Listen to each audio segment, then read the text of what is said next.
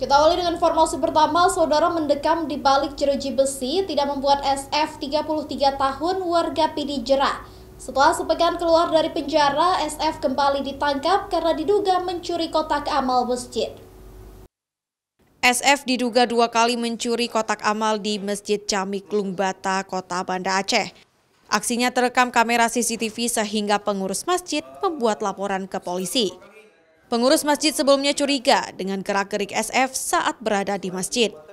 Pengurus masjid kemudian menginterogasinya dengan memperlihatkan rekaman CCTV saat pencurian sebelumnya terjadi. Sempat melarikan diri, kemudian SF ditangkap oleh pihak kepolisian di kawasan Kedah, Banda Aceh.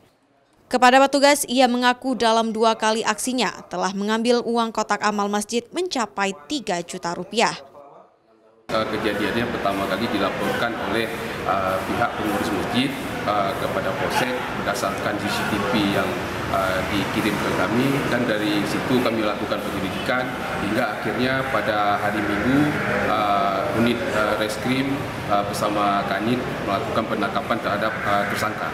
Terkait dengan tersangka memang betul, jadi beliau itu sudah melakukan berulang kali, memang sudah CCTV beberapa kali keluar dari lembaga pemasyarakatan. Untuk saat ini, untuk tersangka masih kita amankan di Polsek Klungbata. SF merupakan residivis yang sudah 2 kali masuk penjara, yaitu karena membobol sekolah dasar serta terlibat kasus narkotika. Kini, ia kembali harus mempertanggungjawabkan perbuatannya. Syahril, Kompas TV, Banda Aceh.